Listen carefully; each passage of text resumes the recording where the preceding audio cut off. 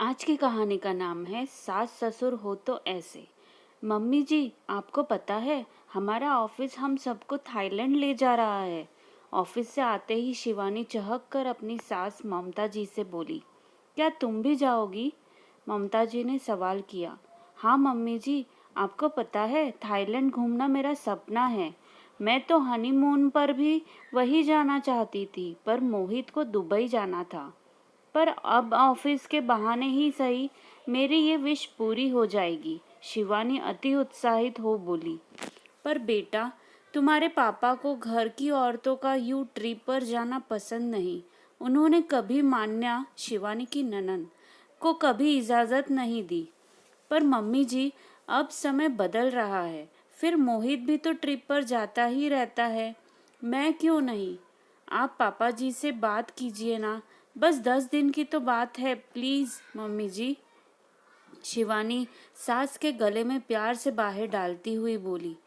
बेटा, मुझे नहीं लगता वो मानेंगे। फिर भी तुम इतना जिद करती हो तो मैं बात करके देखती हूँ। अभी तुम कपड़े बदल कर हाथ मुंह धोकर आओ, मैं चाय बना रही। तुम्हारे पापा और मोहित भी आता ही होगा। ममता जी प्यार से बोली और रसोई घर की तरफ बढ़ और शिवानी अपने कमरे की तरफ। ये है ममता जी और उनकी बहू शिवानी। अभी 2 महीने ही पहले इस घर में आई है। ममता जी अपने नाम के अनुरूप है। ममता मई शिवानी से उनका रिश्ता सास बहू से ज़्यादा माँ बेटी का है। ममता जी और उनके पति रजत जी के 2 बच्चे हैं। बड़ी मान्या, जिसकी शादी हो गई है और वो अपने ससुराल में है। छोटा मोहित, जिसकी अभी 2 महीने पहले ही शादी हुई है। जहाँ ममता जी अपने नाम के अनुरूप है, वही रजत जी थोड़े गुस्से वाले स्वभाव के हैं। यूँ तो उन्होंने अपने दोनों बच्चों को पढ़ाया। बेटी मान्या एमबीए है और बेटा सॉफ्टवेयर इंजीनियर। पर उनके मन में लड़का लड़की को ले भेदभाव है। लड़के कहाँ भी जा सकते हैं, लड़कियां नहीं। उन्होंने मान्या को एक बार ऑफिस ट्रिप पर शिमला तक नहीं जाने दिया था। कितना जिद की हम उसने, पर रजत जी ने ये कहा शादी के बाद जाना जहाँ जाना हो। इसलिए ममता जी डर रही थी वो शिवानी को इतना दूर जाने नहीं देंगे या नहीं, क्योंकि घर में बड़े होने के नाते उनकी चलती थी और मोहित भी उनके खिलाफ नहीं जा सकता था। सुनिए, शिवानी के ऑफिस वाले थाईलैंड ले जा रहे हैं सबको। शिवानी का भी बहुत मन है। बस 10 दिन का ट्रिप है। खाने की टेबल पर ममता जी रजत जी से बोली। ममता, जब तुम्हें पता है कि मैं इसकी बिल्कुल इजाजत नहीं दूंगा, फिर तुम मुझे बताने का क्या मतलब? मोहित, तुमने भी अपनी पत्नी को हमारे घर के नियम कायदे समझाए? रजत जी थोड़े गुस्से में बोले। वो पापा, शिवानी का सपना है थाईलैंड जाना, और अब जब उसके ऑफिस वाले मौका दे रहे हैं तो वो इसे हाथ से नहीं जाना देना चाहती। मोहित हकलाते हुए ही सही पत्नी के लिए बोल उठा। हाँ, तो जब मौका मिलेगा तुम ले जाना इसे। यू ऑफिस स्टाफ के साथ जाना सही नहीं है। रजत जी बहू की अनुपस्थिति के कारण खुद पर संयम बनाते हुए थे। देखिए, समय बदल चुका है और पूरा स्टाफ जा रहा है। अकेले शिवानी थोड़ी, और इसके स्टाफ में लड़कियां लड़कों से ज़्यादा है। फिर क्या दिक्कत है? ममता जी डरते डरते बोली। ममता, बात शिवानी की नहीं, बात समाज की है। क्या तुम्हें पता है स्टाफ का हर व्यक्ति सही होगा? रजत जी थोड़ा ऊंची आवाज में बोले। सभी सहमे गए और चुपचाप खाना खाए अपने अपने कमरे में आ गए। हमें समाज की क्या फिक्र जब हमारा बच्चा सही हो?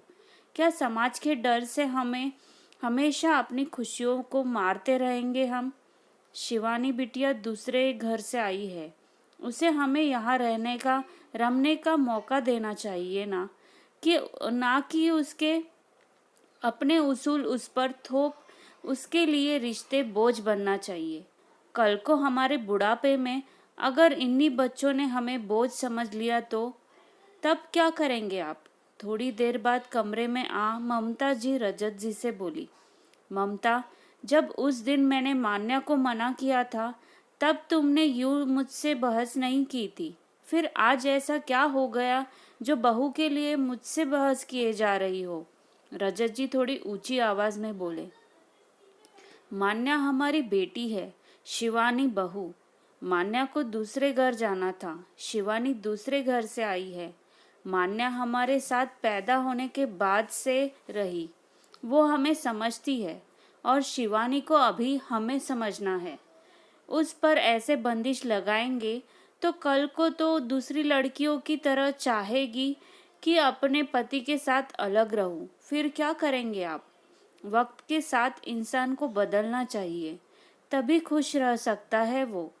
फिर आजकल के बच्चे समझदार हैं, अपनी हद भी जानते हैं और सामने वाले की नियत भी पहचानते हैं।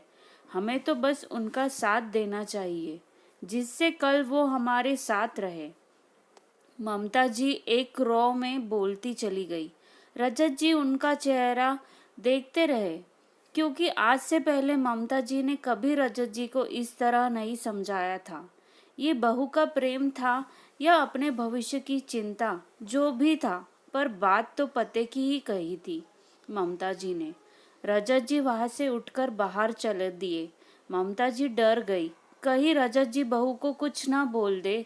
वो उनके पीछे पीछे बाहर आ गई। मोहित, शिवानी, बाहर आओ बेटा, रजत जी ने आवाज दी। जी पापा, दोनों बाहर आ एक स्वर में बोले।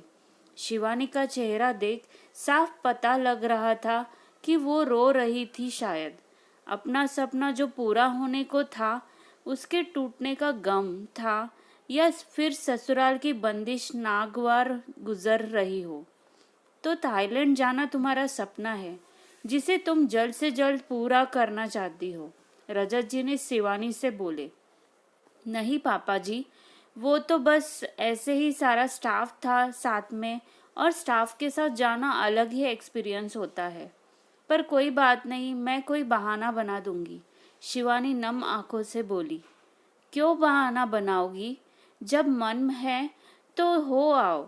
अभी से अपना मन मारोगी तो तमाम उम्र मन ही मारती रह जाओगी, रजत जी उसके सिर पर हाथ फेरते हुए बोले। शिवानी जो सिर नीचा किए खड़ी थी, हैरानी से सिर उठाकर रजत जी को देखने लगी। क्या कहा आपने? क्या कहा आपने पापा जी? यही कि अपने जाने की तैयारी करो, जो शॉपिंग करनी है कर लो, ये मौके बार बार थोड़ी मिलते हैं, रजत जी हंसते हुए बोले। पापा जी, ये बोल शिवानी ससुर के गले लग गई। ससुर होने के कारण एक बार को तो रजत जी को अजीब लगा सब, फिर उन्हें शिवानी में मान्या नजर आई तो उन्होंने बेटी को प्यार से गले लगा लिया। शिवानी को भी ऐसा लगा मानो वो अपने पिता के गले लग रही हो।